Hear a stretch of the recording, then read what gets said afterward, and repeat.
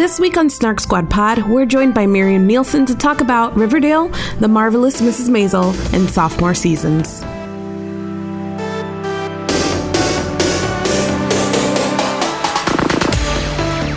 Welcome back to Snark Squad Pod. My name is Marines. I'm Nicole Sweeney, and joining us again this week is our friend Miriam. Hi, I'm Miriam. I talk about climate change on the internet at Zentoro on my YouTube channel and Twitter. And Miriam is back with us again for an interesting episode premise. I don't know. This is another experiment, guys.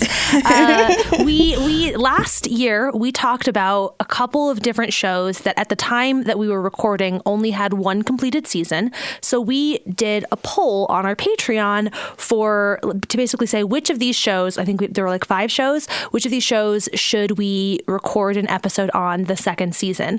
And it was a tie between Riverdale and The Marvelous Mrs. Maisel. And I think there are like 2 logical ways that we could have responded to that. One is something we've done in the past, which is to just like decide, we break the tie ourselves. The second logical way to respond to that would be to make two different episodes. And instead, we decided to go with the third, less logical option and try to combine them into one episode. Because I think it's probably fair to have a conversation about why in both cases, for very different reasons, the second season isn't quite as good as the first season. I don't know. So we're going to try to do a joint episode about these 2 very different shows. So the structure of this episode is that we're going to talk about Riverdale for a little bit. We're going to talk about The Marvelous Mrs. Maisel for a little bit. And then we're going to have kind of a larger conversation about sophomore seasons of TV shows more broadly. So sort of like a topical episode. That's the idea. We're going to see how this works out for us. So Mari's going to start us off with a plot synopsis for the second season of Riverdale. Yep. Good luck. Thank you. The second season of Riverdale starts basically like a day or so after the events of season 1. Fred Luke Perry has been shot, but he survives. And the same killer goes by to the nearby town of Greendale to also murder Mrs. Grundy from season 1, who was a child predator. So Riverdale has a serial killer. Archie, because he has attachment to Miss Grundy and saw his father get shot, he goes into full-on vigilante mode. He gets a gun. He starts an after-school club of murderer hunters, and then starts getting deep into mob activities by way of Hiram Lodge, who is out of jail and back in Riverdale. The Lodges continue with their plan, which is essentially to buy a lot of land in South Riverdale and then open up a for-profit prison. Things get all topsy-turvy in the town when, caught in the crosshairs of all the Lodge drama, Mayor McCoy and Sheriff Keller both step down. Hermione and Fred decide to run against each other for mayor. Hiram gets Southside High shut down, and Jughead is very upset about this, especially because he has decided to pledge to the Serpents. It's pledging, that's not the right word for a gang, but I don't know. He joined a gang. Like a sorority. Yeah. I love it. Southside Serpent sorority. His dad, FP, gets out of jail, but is forced back into his life of quasi-crime because Jughead got wrapped up with a serpent lawyer named Penny Peabody. Betty also kind of joins the Serpents because she does a striptease. Black Hood, the serial killer, takes to calling Betty and sending her messages and making her participate in sending him victims, including the supplier of a new drug in Riverdale called Jingle Jangle. Betty and Jughead investigate a previous murder in Riverdale and find the sole survivor of that murder, and he's actually the janitor at their school. They think that the janitor is Black Hood, and the sheriff ends up killing the janitor, but he was not, in fact, Black Hood. There is a Carrie the Musical episode and somebody gets killed. Black Hood attacks Cheryl, but she manages to grab her bow and arrow and shoot him in the shoulder. And because of that, and because Betty has been suspecting for some time, we find out that Black Hood is actually her father, Hal. And after he has a little of a villain gloating moment, Alice and Betty just kind of knock him out and take him out pretty easily. Petty Peabody recruits a rival gang called the Ghoulies against the Serpents, but Jughead sacrifices himself for some reason I'm still not clear on, and he's beaten up to a pulp, but he survives. Hermione wins the election for mayor. Veronica ends up buying the serpent bar, the White Worm, and she trades it to her father for Pops, but she's gonna open a bar under it. FP As teenagers do. Right. I'm sure that's totally legal. FP retires as the leader of the gang and then hands over the reins to his 16-year-old teenage son. Cheryl joins the Serpents and gets to wear a red jacket, which is very important that I tell you. Hiram ends the season in cahoots with Penny, Penelope, and I think his name is Claudius Blossom, and the new sheriff in town. Archie is elected student body president, but then he is promptly arrested for murder, and that's where we end season 2. Man. There's such a show. This show. Well, I mean, after that beautiful plot synopsis that I'm sure reminded you of things that you have chosen to forget about, let's start where we always start. Miriam, did you enjoy season 2 of Riverdale? I mean, I thought I did when I watched it the first time, but I'm not so sure anymore. Because I remember being really hyped going into season 3, and I have since stopped watching the show. So I'm trying to parse together if it was like a downward trend from that season. I also have since stopped watching. It was also like, yeah, season 3, and then gave up. I basically gave up. I think we mentioned this in like a hangout or something, but I gave up in part because I was like, the show is not good enough to justify sitting through commercials for.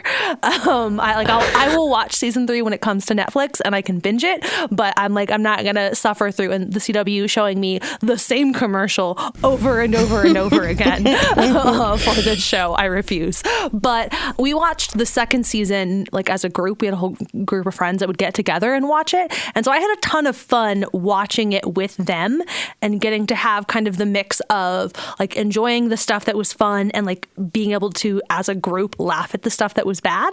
I think the second season started out better and then I don't know, just devolved. I remember getting the first time that the show started to make me really truly angry was the Archie fake FBI agent plot or whatever. That whole thing was just like, I didn't even mention that. It's because it ended up being, like a fake out, which I don't know, that I appreciated. That was like a twist that I was like, okay, this thing that has been like legitimately infuriating me is like, okay, sure, it was all bullshit and Archie didn't know because Archie's a fucking idiot, so of course he didn't know. I don't know. There are some things about season 2 that I really, really loved. And then there are some things about it that I did not. I had this weird, I finished Riverdale season 1 and I was like, great. I really enjoyed it, but I had no desire to watch season 2. I mean, 1, because I'm the anti-completionist, and 2, because it was just, it felt contained in a way where I was like, okay, I'm happy with that. And then Nicole apparently has this memory of me agreeing to watch both season 2 of Maisel and Riverdale. I have no recollection, but I was pretty bummed that I had to watch it, especially because the Discord receipts. I have them. Whatever. I don't remember.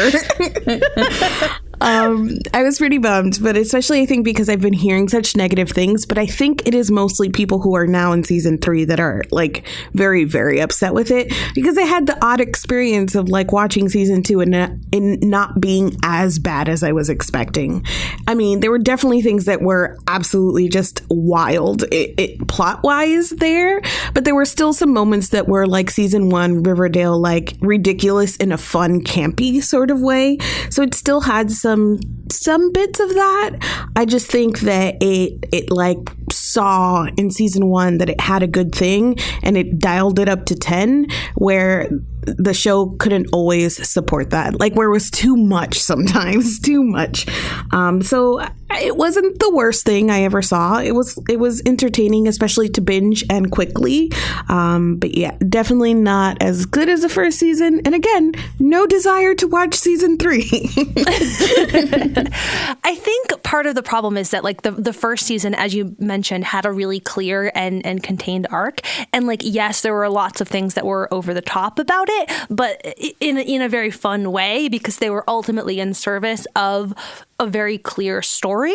Whereas in the second season, there were just so many things going on, as evidenced by like how long that plot synopsis was, right? Like there was just so much happening that like a lot of the campy over the top stuff wasn't as fun, you know? Like it was just like, okay, well now everything is nonsense. Like nothing has any sort of real meaning. Nothing really matters. And so I don't know, a lot of that stuff wasn't as enjoyable. I will say though, that there were like some of the over the top stuff did work really well too at the same time. I don't know. And everything Cheryl Blossom was great in season 2. Like the whole Cheryl and Tony, like all of that was like the highlight of season 2 for me. Yeah, I mean, I will say I haven't watched much of season 3, but I do watch every time they release a deleted scene of Choni. Right, like yeah, that makes sense. I think that Riverdale season 1 had this whole like premise of, you know, this like weird, dreamy but sort of dreary small town, and like this one bad thing happened and it kind of unfolds, and it brings to light some other like tangentially bad things. But now in season 2 they've taken that whole thing and it's like, here's this weird little town where bad things do not stop happening, and that's a completely different show, right? And I feel like whereas before you were getting like, you had this one big murder and then on top of it you got like an event of the week and maybe 1 or 2 additional ridiculous things, I feel like every episode in season 2 had like 12 ridiculous things going on at one time. Like each of the core characters had at least 2 things that they were like investigating or doing, like, you know, oh, okay, after school I gotta go check on my mom, but then we'll investigate and then I'll meet you at the shop to save it. It was like literally their calendars were full of, you know, nonstop ridiculousness, and it was just a pace that I don't think that the show can probably sustain. I mean, it's still doing it, but I don't know if it should be. To this question of whether or not it can sustain it, like, I mean, it can. There's a point at which it just, I mean, I think what they did was they just drove it so far off the rails that, like, I don't know, we watched all of Pretty Little Liars. So, like, that show did a very similar thing, too, of starting out with a clear story and then, you know, in its quest to keep going and keep existing, it just sort of kept creating additional nonsense and like retconning itself forever and ever and ever. And that, I think, like that's how you keep doing Riverdale, basically. I don't know if I'm trying to ask too much of Riverdale, just to, like, you can be ridiculous, but I think there's like a sense of like core character motivation that you have to keep up. And sometimes it was so wild to me that they would like break up in one episode and by the next they were back together, or Archie and Jughead got really mad at each other a couple of times, or were on the opposite end of like some really serious things, but it was gone by the next episode. And I would be like, didn't you two just like shoot at each other's friends or something? And then they'd be like, let's go on a weekend getaway. And so it was that stuff more than like the actual like, hey, these teenagers are part of a gang, or, you know, whatever else that was like. It was just the missing interaction and character motivation that upset me more than like the plot going off the rails. Yes, that I totally agree with. I do actually, now that you're saying that, I'm now having like flashes of all of the other things that were distressing. First of all, just like everything Archie is just always upsetting. Just like, I don't want it. Give me less of it. Make it not happen anymore. But I also remember all of the stuff that Veronica was doing in service of her, like, you know, being part of the business with her parents was also maddening too, in this way of like when she and Betty, like, you know, had a bit of a fight about that, but then it ended in nothing in very much the same way. That was like also frustrating because yes, Betty was right to be upset with what Veronica was doing. Right. And we're never really given a clear or intelligible reason for why Veronica was doing the things that she was doing. And like she's being a terrible friend, but then, and like there's like a, very quick fight and then it's over and everything's better again. But why? It ends in a song in the Carrie episode. And literally they sing a song to each other. And then all of a sudden they're not mad that they're lying about their criminal activities to each other. And I'm like, what? I'm still mad. But I'm mad. What about my rage?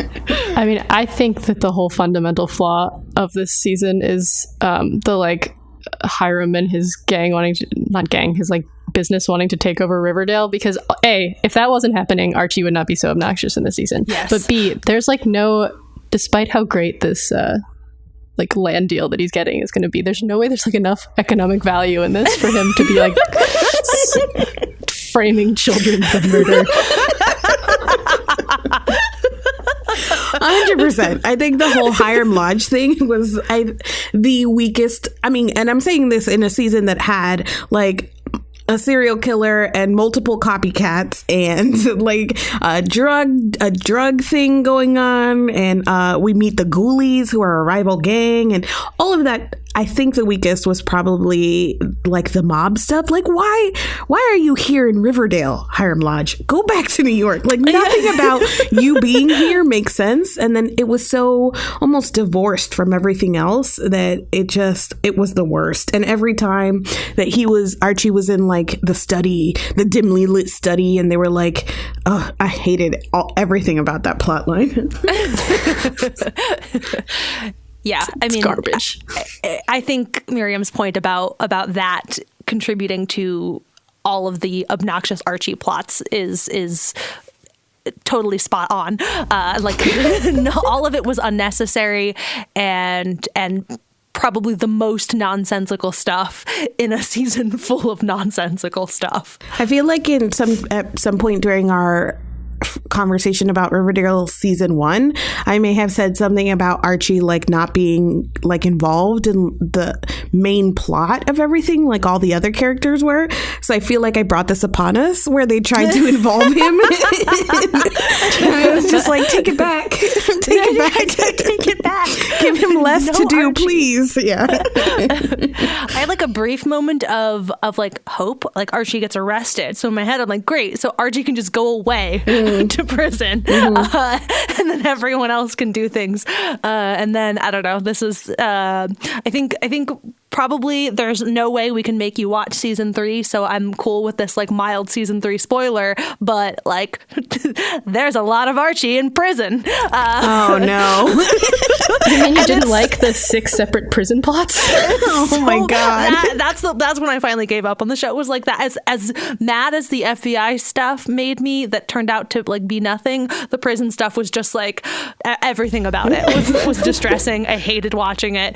It made me genuinely angry. And again, I like don't need to watch commercials to be genuinely angry. Were there any parts of this season that you did enjoy? Most of the serpent stuff. I feel like there was a lot of character development that happened for a lot of those folks, and we got to know more of them. I'm forgetting every single one of their names. But I got to know them.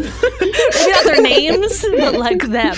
I can picture all of their faces. Like Sweet Pea became a real character. Yeah, that's true. Mm-hmm. I think there was definitely a point where Jughead was like surrounding himself with the whole serpent thing, or they came to his rescue like for the billionth time or whatever, and it felt so like homey and like, oh, they have his back, that I was like, yeah, I see why all these teenagers want to join a gang, because it seemed cool. You know, gangs seem fun. I think for me, I was still pretty pro Betty the entire time. She makes some really bad decisions, and but a lot of times like she makes them and her consequences are like right there immediately. So like when she tries to save Pop's shop, and then her mom is right on hand to be like, great, you just handed it over to Hiram Lodge and like his mob. You know, she always is like confronted with her consequences immediately. Bringing her brother, which I didn't even mention him at all either. Oh man. Yeah, but it's not her brother. It's some rando druggie who murdered her brother, and she just brings him into her house, and all hell breaks loose, and they help him hide a body. And Jesus, the more I talk about this, the more I'm like, maybe I didn't enjoy any of it. My point was that Betty is still pretty great in her ability to just like jump into things full feelings and really believe in causes, and even some points her confidence in being like, I figured out the Jason Blossom thing, I caught Black Hood, like I figured out who he was. Like her confidence in her ability to piece things together was really pretty cool. Yeah, I like that point too, though, about the consequences, and also going back to something you said before about the character motivations not making sense, is that like all of the bad decisions that Betty made at least came from a place that I could wrap my head around, like why the character Betty would make these bad decisions. They tracked with something. Mm-hmm. They appeared to come from somewhere in a way that nothing Archie does ever appears to have any sort of real internal consistency. Like, I don't know who the character of Archie is even. Betty's choices, even the bad ones, came from somewhere and then were met with consequences. So yeah, Betty remained kind of a consistent favorite. And I already said this, but the highlight of the season was Cheryl and Tony. I mean, well, does she get any consequences for basically killing fake chick? That was my least favorite part about this whole season, is the whole her family dynamic. So yeah. Yes, her family dynamic was terrible. I mean, her dad ends up being like the serial killer. Her mom is weirdly all over the place. Like there are times where she's still kind of cruel towards Betty, and then times where she's like breaking down and crying, and her mom was very inconsistent, and the whole chick thing was like nonsense, absolute nonsense. But Betty as a character, I still liked. And I think because she had more of that, like Betty has been pretty consistent in her characterization, where Archie and Veronica have been a little bit all over the place. Jughead is the same. I think he's been pretty constant in who he is, but the other Have you two. ever seen me without this hat? No, he remains that guy. Through and through. This whole conversation just keeps reminding me about how bad season 3 is, though, because I just remembered the like cult that Betty's mom joined. Yeah, there's cults. Oh man, there's so much. Watching the third season, I had the thought that it would be it's like, so prime for recapping, but the amount of work that would take is like, I'm like, is it worth it? Like, at what cost to my own sanity and happiness? We will choose that point to move on from Riverdale and head on over to season 2 of The Marvelous Mrs. Maisel. Nicole? So I now have the like opposite problem, whereas you had to like try to streamline a cohesive plot synopsis out of like 90 threads. Mm-hmm. I have to provide a plot synopsis where there like wasn't really a plot. So in season 2 of The Marvelous Mrs. Maisel, it's a lot of like Midge hanging out in places. So first, Midge's mom runs off to Paris because she is done with feeling underappreciated by everybody. And so Midge and her dad follow her to Paris, and I don't know, they hang out in Paris for a while for no discernible reason, and then eventually they make their way back to the States, and meanwhile Susie is like booking gigs for Midge, and Midge is like, oh sorry, I can't do gigs for 2 months because I have to go hang out in the Catskills for 2 months, and so then she's there, and while she's there she starts dating Zachary Levi, who's great. Like, I don't know, that's fun. And then I don't know, then eventually her summer vacation ends, and at the end of the season she sleeps with Joel, her useless ex-husband. Also, there was a whole Joel did kind of have a plot where he was becoming a part of his father's business, but Joel remains my least favorite part of this show, so I'm not interested in discussing the Joel plot. I don't know. That's it. That's season 2, right? Like there's like nothing happens. Nothing happened in season 2 of this show. I will say, like, after coming off of the Riverdale conversation, I feel like a little bit bad lumping these two things together because, like, 100% this is way better. I would rewatch season 2 of Marvelous Mrs. Maisel over season 2 of Riverdale any day of the week. However, there's no plot for me to give you a synopsis of. So with that, I guess, Miriam, did you like season 2 of The Marvelous Mrs. Maisel? Yeah, I mean, I'm not a huge plot person, so I really enjoyed it. I don't know. I like this show a lot. My family is near Jewish. My grandma was literally this woman, probably, except for less funny. I don't know. I mean, they grew up on the East Side, but it's the same difference. And I watched it with my grandma, so I really liked it. I had a great time watching it. I also enjoyed it. I think that if you compare it to season 1, it suffers in some ways, primarily because it does absolutely lose the plot. And but I think that it has so much else to keep it from being terrible. So it's beautiful to look at, and everything is staged so beautifully, and the performances are still great. Tony Shalhoub is my hero, and he just continues to be amazing, along with the rest of the cast. They're all great.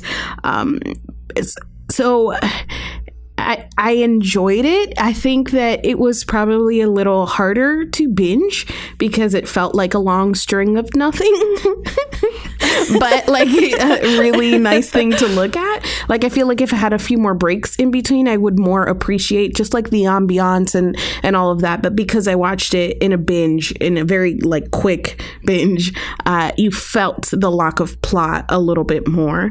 And so, I mean, it's hard because it's still a very good show that just suffers in comparison to its better first season. Yeah, I would agree with that entirely. So in spite of not having any sort of real plot, I also adore this show. Like Miriam, yeah, the plot component is not as big of a deal to me, in part because what I get out of the experience of this show is that I like hanging out with these characters. That's the thing, is spending time with Midge and seeing what she's up to, whatever. I don't know. There is enough to enjoy in that I don't really mind it so much.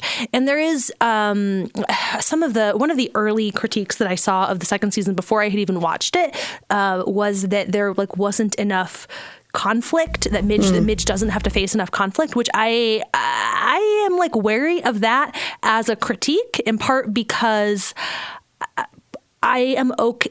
The show is in a lot of ways an escapist fantasy, and I am okay with that. I'm cool with the degree to which it is that. I also think that something that is really interesting that this season did, in comparison to the first season, I don't know, something that it was able to do by virtue of being a second season is explore Midge's privilege a little bit more earnestly. So I think her sort of central tension is that she is a woman trying to enter into a male dominated space as she tries to be a comedian and whatnot. But throughout the second season, we see her repeatedly moving in and out of very, very privileged spaces. They run off to Paris for a few episodes. She's hanging out in the Catskills. Nobody's working for months while they're just hanging out in the Catskills. All of this. And so really, really highlighting the wealth that she comes from, alongside Susie, who is making Midge become a successful comedian. That's it. She has no, she doesn't have the same, the net that Midge has. And so you see some of that, I think, play out a little bit more clearly in the second season than you do in the first. And while still retaining this lighthearted feel of the show, I guess. I don't know how to properly articulate that, but I don't know. I enjoyed how that dynamic played out in the second season. I think that of the three of us, I like character studies a lot. But I don't know. I guess I care about the lack of plot here a little bit more.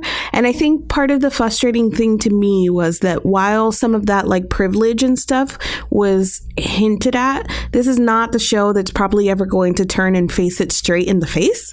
And I think that a lot of the plots that are here, or that kind of quote unquote lack of conflict, I think that feeling comes from the way that the show is never going to face that head on. And I think it was a little bit uncomfortable to see Midge navigating the spaces of her privilege, and to end season 1 with her like saying that she's going to commit to this career and repeating that in season 2. But the person that really is catching the backlash or is really having to struggle here is Susie. It's not Midge, and Midge gets to run away and she even has this whole thing about how she doesn't want to be independent. She doesn't want to have responsibilities, and then meanwhile Susie doesn't have a place to sleep.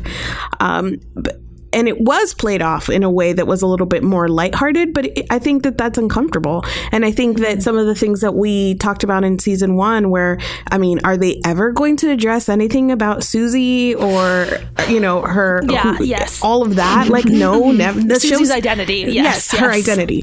And they're never going to, it doesn't feel like they're ever going to look that directly in the face. So this entire season felt like that. Like the show wasn't making eye contact with me as a viewer. Like, you know what I mean? Like it was like avoiding my eye about everything, about what Midge is going to do with her future, with her career, who's Susie's identity. Like all of it was just kind of like handled with these kid gloves in a way. And I think that that's okay in the sense of if the show wanted to do that, show her in this in-between kind of place.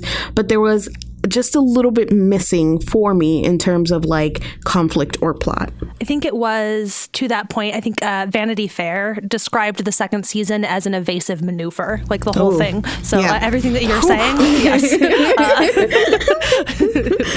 Those are better words than "look me in the eye, show." Damn it! Look at me. I think it's mildly related. I think the fact that Midge doesn't have any plot is pretty obvious in this season, but I do think every one of the side characters has a pretty distinct plot. Like we see a plot with Susie, and while it's not directly addressed, like there's clearly a lot going on in her arc this episode, and like Rose's arc this season. Yes. I keep saying episode, I mean season. Rose's arc this season is incredible. For me, the Rose's arc is a little bit the same as Midge's arc from last season, kind of rebelling against the realities of being a housewife, essentially. Yes. And she actually gets to find herself, which was really fun to see, and then also extremely depressing when she just came back. It's also interesting too in the ways in which just like the ways in which Rose's character exists, like relative to Midge, in the first season, in episode 1, right, we see her like bonkers morning routine, and then like a few episodes in, the show reveals that like she learned this from her mother, and so the idea of like getting to kind of mirror some of what we saw Midge go through in season 1 with her mother in season 2, I think is a really interesting choice. You make an excellent point, because truly everybody else is doing stuff around Midge. Even Joel, which I don't know why the show wants me to care about Joel doing stuff, but let him go. There he is. They're divorced. Get rid of him. So episode 1, when they just like, it's like very close on the heels of the end of season 1. Season 2, episode 1 starts in pretty close proximity. And it was kind of bewildering to me that they just are like, oh, we're going to Paris. But then to see her parents in Paris and just like, being together, and he is giving her space to do what she wants, and they're sleeping in the same little twin bed. It was just so heartwarming that I didn't even care, that it made pretty much no sense that we were in Paris. I was like, you know what, you do you, show. I love it. And then he has to break the news to her that they have to go back, right? They can't just quit on their lives. They have to go back. But he enrolls her in classes, and they're taking dancing classes together and things of that nature. So I thought that was a really sweet subplot. But that whole idea of like, you can't just quit your life or reinvent your life is one that the season, I think, is trying to explore, with Midge existing in this middle ground where she's trying to do both things. She's trying not to quit her life. She's trying to be a comedian and work and still be the good, perfect daughter, you know, all at the same time. Because this is ultimately, you know, Midge's show, that plot with her parents also, I think, to a certain degree, serves to talk about like time as a factor in these decisions about like reinventing yourself. And there is a point at which like the longer that you go, they're like, I don't know, the options and the consequences for trying to like quit your life, reinvent yourself, whatever, like it gets like messier and more complicated because our lives become more and more entangled in different ways. And so the degree to which Midge has to like make a decision and commit to it, I think is ultimately what this season was about. It just did it in a without really having a clear plot for Midge to get to that point.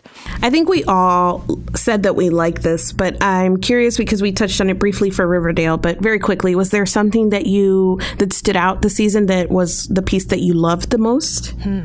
I don't know that this is particular to this season. I mean, the thing about this show, like Rachel Brosnahan continues to be just like such a fucking delight to watch that like there's that.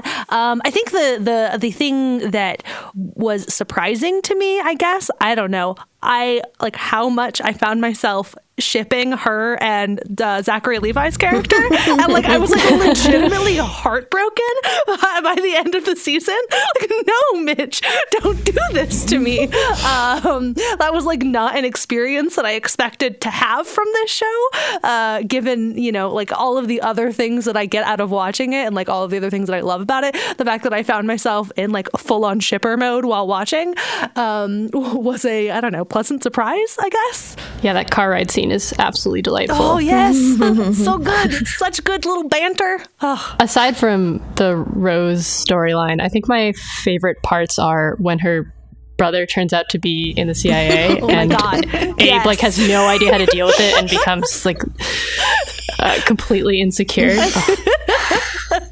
I think I mentioned it when I was talking about what was good about the season before, but I feel like the show is just at times almost choreographed. There are so many moments where it just is like really, really beautiful to look at, like specifically some of like the switchboard stuff where they're like rolling back and forth and answering the phones, or in the morning if they're doing their morning routine and they're all yelling at each other in their separate bathrooms, and it's just like this very well like put together like set, you know what I mean? Like it's blocked in a way that is like just very musical. Like if they all started singing and dancing, I would not bat an eye because it is choreographed that way almost. And so that just, if you're going to do if you're going to do a plot light season, I think you need to do something that is very heavy on ambiance and very beautiful to look at, which this show is both of those things, and it's my favorite. Yes.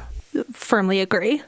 So as Nicole mentioned at the top of the episode, we decided to put these two very unlike things in an episode, tied by the idea that, you know, sometimes shows on their second season go into something of a sophomore slump. And I think despite our varying levels of enjoyment with the things that we've talked about today, compared to their first seasons, they were probably a little weaker. So I'm curious what you guys think in general terms, and there's probably lots of reasons why, but why do shows suffer sometimes from a sophomore slump? I mean, I think with the case of Mrs. Maisel, it's because the first season was just so freaking spectacular. Like, I don't know that they could have followed it up, even if they'd come up with a really ingenious plot about her comedy career.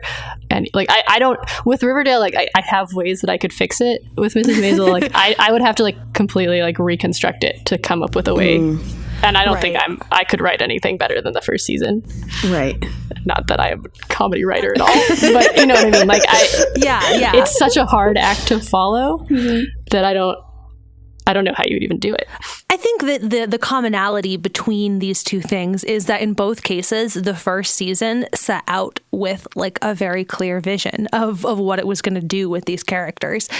We talked about this a little bit on the Runaways episode, that like watching that like, what did we say? Something to the effect of like the first season of Runaways was in a lot of ways less good than the first season of Riverdale, but like left us with a much greater sense of optimism about where the show would go than because in a lot of ways the first season of the Runaways was like, it was just setup. It was a lot of setup, and like frequently it was like clunky setup, but it was clear that they had like that they were just laying the groundwork for something that could be fairly expansive.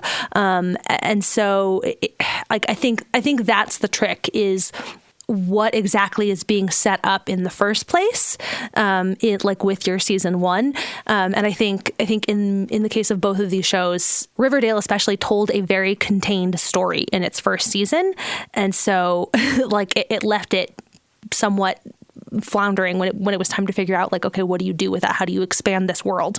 You got to figure that some of this is in how these things are made. Like I can imagine that if somebody comes with an idea for a show, they've got the first part of it pretty much figured out, and they could have dedicated like a long time to an idea of a show before it gets picked up and made. And then you go from that to like, great, it did great, you're on for a second season, you have a few months. So you know what I mean? Right. Like I feel like that probably has something to do with it. And then I think it's, after a first season, I remember reading about how with Riverdale season one, like test audiences did not react well to like the whole Miss Grundy thing, which no fucking kidding, because it was awful, right? But like after a first season of a thing, you have feedback, and you whether that's like from your audience, whether it's from Twitter, whether it's from the network, and so you take your idea that you had and the feedback that you get, and then you have this opportunity to either correct it or overcorrect it or double down on the things that people didn't like, and so I think that combination of things probably presents an idea to take the good thing and make it worse. For sure. I mean, like the second season of Riverdale came out the same year that the first season premiered. Oh my gosh. Like it's a really fast turnaround time, but so is Mrs. Maisel. Like they shoot that whole thing in like 3 weeks and have a similarly short production time. And I think that's definitely like a flaw of how we make TV these days, which is maybe prior to even knowing you guys were going to do this, I was reading some article somewhere about how in the golden age of television, second season slumps are way more likely.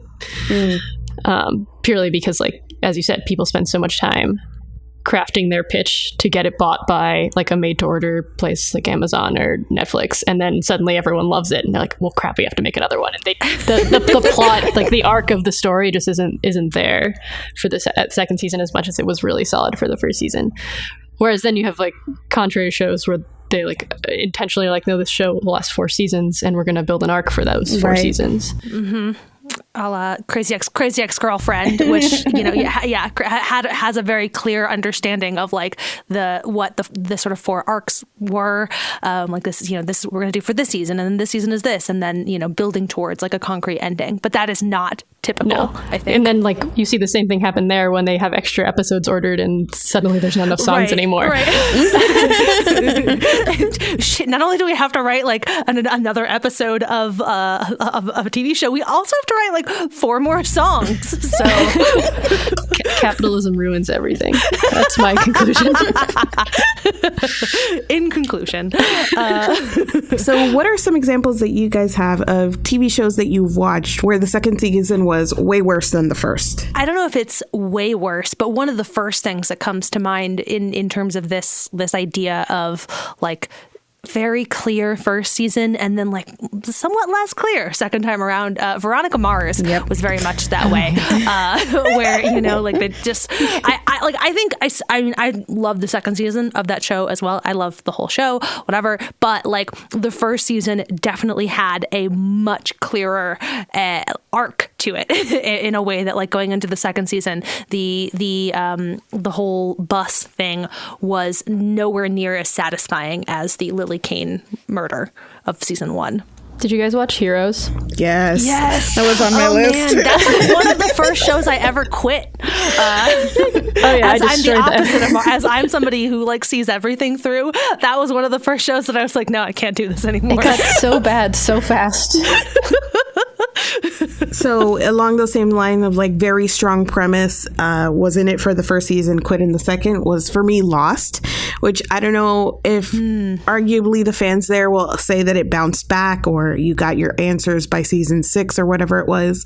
But for me, the first season was so different and it was so compelling and I was in. And so somewhere along the second season where I realized that they were going to continue adding mysteries and not answering anything and just completely dropping the ball. Like we got like even more survivors from a whole different section of the plane. And I was just like, I can't do this. I'm out. So I quit Lost in the second season. I think on the other end of the spectrum though, when thinking about like shows that actually improve, I come back to this thing of like setup, you know, like where they're starting out with just we're like laying the groundwork, and some of the first things that come to mind are like comedies, you know, that once you have like Parks and Rec, the first season of Parks and Rec is the weakest season of Parks and Rec, I think the show gets better as it's like the end of season 2 is where the show starts to really pick up and like become the like wonderful thing that it ultimately is. I would honestly say you could start watching the show like whenever it is that Adam Scott and Rob Lowe join, like that at the end of season 2, like start there. You don't need to watch the beginning. It's like it doesn't even matter because like the beginning was just a lot of it like figuring out what it was going to do, and then it found its legs. I think in a way that a lot of is like, whereas a drama, you need more of that arc from the jump, I think, in a way that like a comedy is, okay, people interacting, and you can spend more time trying to figure out what is the dynamic of these people interacting that works best. I didn't articulate that well, but yes. Yeah.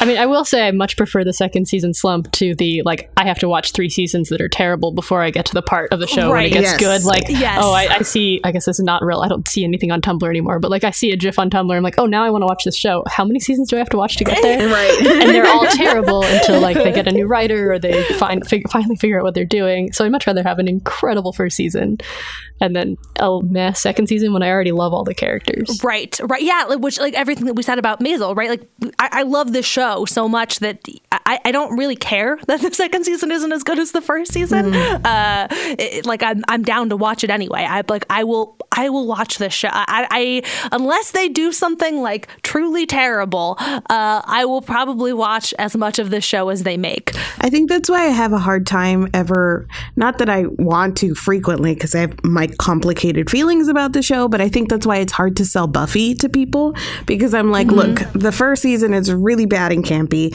The second season is much better, but it's still not great. Like, when you watch 3 and 4. Yeah. So I think the second season's pretty great. I don't know. I disagree. The first half, it's not as good as the 3rd and 4th season, though. The fourth season sucked. Come on, Miriam. No, it gets bad at 5 and 6. I like the 4th season. I'll fight you on this. Oh man, I like solidly middle Buffy. Oh man. Season 2. I don't think I've ever met a 4th season defender before.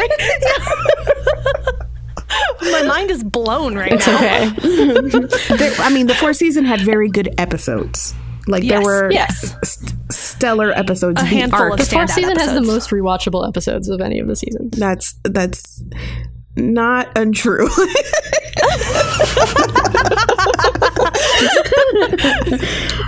But the second season of Buffy starts off very poorly. Like, it takes until, because the first half of season 2 has like Inkamami Girl and like a bunch of those like season 1 feeling episodes. I've blocked those out. Yeah. You're just thinking of like when the whole angel drama happens, which is the second half of the season, which is great. Yes. And then in contrast to, like, you know, ones that get better and ones that get worse, there are shows that just manage to maintain and reinvent themselves in a way that is amazing. And a recent watch for me, an example of this is The Good Place, where I thought after season 1, I was like, how can they maintain this? And this show, that totally seems like a show that would have a second season slump. Yes. Well, I'm trying to think of any other examples like The Good Place that even do that. I think another example for me is Glow. Oh, interesting. I think Glow did a pretty good job of taking what it was, like a really strong premise in season 1 and adapting to a season 2 and saying, okay, this is where we have to take it in order to keep this moving. And then it left off in a way that showed us that it was going to adapt again or change a little more to keep the story moving. I don't know if this is a great example or if it's just like my own like deep attachment to this show. But The Americans is a show that I think was like solidly consistent. Like it was good. Like it was just a good fucking show, season after season, in a way that like I find it hard to find too many other things that can compare. I tried to think about if Game of Thrones would fit here, but honestly, Game of Thrones exists in this place where it's all, I don't know what season is what. It's just a mash in my head now of plot lines and deaths. The second season, I think, is as strong as the first with Game of Thrones. That was another example that I was about to mention too, where I think Game of Thrones in recent seasons has had its share of problems, but I think the second season it was still quite strong. Granted, they were still on book, which I think is probably a significant factor with that show, as opposed to now where they're working off of, whatever George scribbled on the back of a napkin. While I'm like hating on more recent seasons of Game of Thrones, I think it is also fair to say that like the thing that they're doing continues to be very impressive, even if at times frustrating. It's like, I don't know. I also have to say, I searched our Discord history, and I just want to say that this was your idea. And whatever. I quote, "We're missing the second season from Patreon. You, ooh, what one? Me, it's a tie between Riverdale and Mrs. Maisel. I don't really want to do an episode on either, to be honest. You, can we do Riverdale, Mrs. Maisel, and second season Slumps, or something like that?" So, fake news.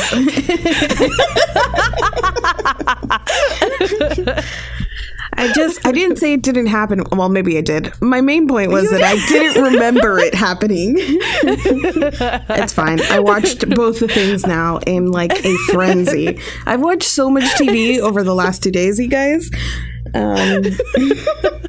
So I'm curious if you guys are watching anything currently where you fear for its second season. It had a good season, you enjoyed it, and now you're scared what season 2 will do. I mean, I just watched Sex Education and Umbrella Academy, both each in one day, and I'm so worried that the second seasons are not going to live up to it, because they're both so well wrapped. I mean, Umbrella Academy, have either of you watched it yet? I'm we're going to talk about it on the podcast, but I haven't started it yet. Well, it does a very good job of ending with like, we know we already have a second season bought, and so it seems like it. I'm less worried about Umbrella Academy because they seem to have thought about what a second season would look like, but also the first season was really well done, and I think it's just hard to live up to those kind of expectations. But also Sex Education, like the most wonderful closed plot loop ever, and then I found out that Netflix ordered a second season. I went, oh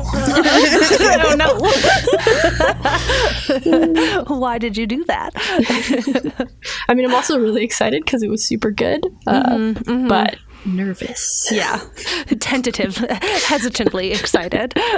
I think we were a little bit, I am a little bit worried for season 2 of Cloak and Dagger because I enjoyed it so much. It was a surprise to me that I enjoyed it so much. So now I'm just very worried that they're going to mess it all up. I'm not that worried about Cloak and Dagger. That to me seems like something where there was a lot of like setup. That the first season, like I agree, what is a ton of fun and like a good season of a show, but it not in a way that felt like they had closed its singular loop. Like the whole thing is very much these two characters and their friendship and like their bond and whatever in a way that I am optimistic. I'm worried. I think I'm not worried. I'm not worried about plot. I think it has it's a superhero story, so it has plenty of places to go plot-wise, but it is the relationship and also the way that it handled a lot of like the social commentary that I thought was surprisingly well done that could very quickly be overdone or not done as well. Like those are the things that I'm like, ugh. Yeah, the relationship, that actually is a good point because they are clearly headed towards like putting them together, it's like romantically together at some point, and that is definitely something that they could botch that. See, now you're worried too. I'm not going to preemptively pass. Like, I think they can also do it well, but I agree. That is a fair point. But it's coming out on my birthday, so please Marvel as my for my birthday. Please don't fuck up this show. Thanks. I'm sure they heard you. Yes. Friends of the pod, Marvel. Yeah. Friends of the pod, Marvel Studios. You know. And on that note, thank you to Miriam for joining us this week, and thank you all for listening. We'd love to hear all of your thoughts on Riverdale, The Marvelous Mrs. Maisel, and Sophomore seasons. There will be a post dedicated to this episode up on SnarkSquad.com. You can also sign up to join our community on patreon.com/SnarkSquad. This episode was decided, at least partially, by one of our polls there, so you can find polls, live hangouts, and other bonus content over on patreon.com/SnarkSquad. You can also find us on Twitter at @Snark_squad. You can find me at My Name is Marines. I am at Sweeney Says. And I'm at Zentoro. Thank you as always to Stefan Chin for the theme music that is playing us out right now. We'll be back in your feed next week. Bye. Bye.